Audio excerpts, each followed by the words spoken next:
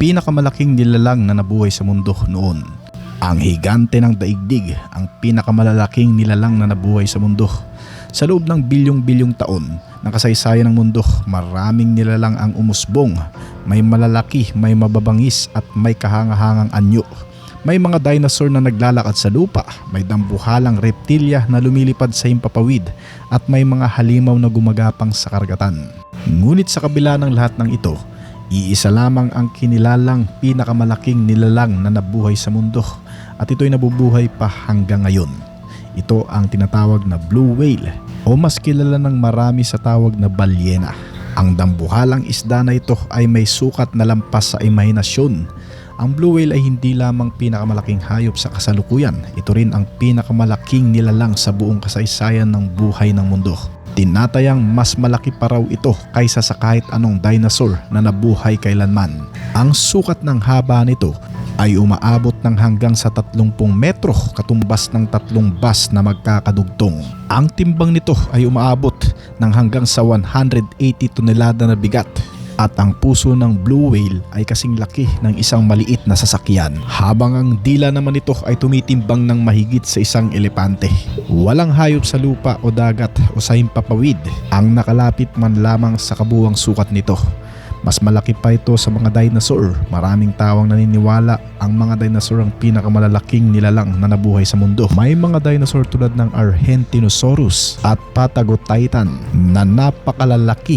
Ngunit kahit ang mga ito ay mas maliit pa rin kaysa sa blue whale sa kabuuang bigat. At ang kaibahan, ang blue whale ay sinusuportahan ng tubig na nagpapahintulot sa katawan nitong lumaki ng lampas sa kayang buhati ng lupa. Ngunit ang kakaiba nito sa marami, ito'y isang higante na kumakain ng maliliit.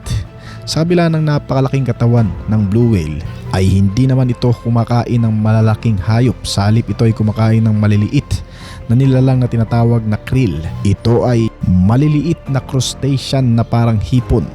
Sa isang araw, ang isang blue whale ay maaaring kumain ng hanggang sa 4 na toneladang krill. Ginagawa nila ito sa pamamagitan ng filter feeding na kung saan bubuksan nito ang napakalaking bibig at sasalok ng tubig sa dagat at sasalain ng krill gamit ang baleen plates.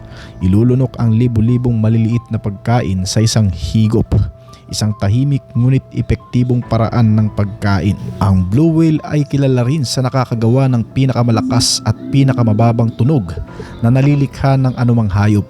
Ang kanilang tawag ay maaaring marinig mula sa daang-daang kilometro sa ilalim ng dagat. Ginagamit nila ito para sa komunikasyon at paghahanap ng kapareha.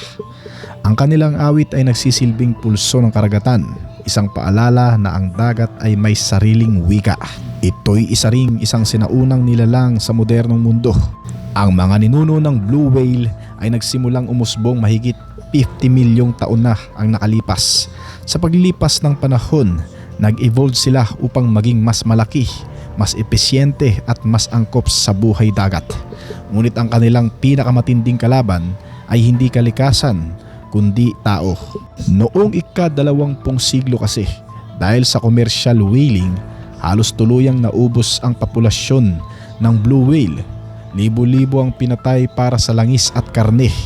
Bumaba rin ng husto ang kanilang bilang sa buong mundo. Sa isang panahon, muntik nang mawala ang pinakamalaking nilalang na nabuhay sa planeta.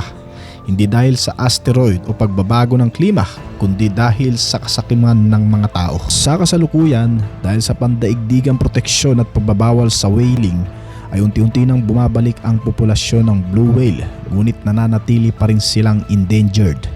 Patuloy silang nanganganib dahil sa banggaan ng mga barko, pollution sa karagatan, pagbabago ng klima at ingay sa ilalim ng dagat. Ang kanilang kaligtasan ay nakasalalay sa kung paano natin pangangalagaan ang karagatan. Isang buhay na patunay ng kadakilaan ng kalikasan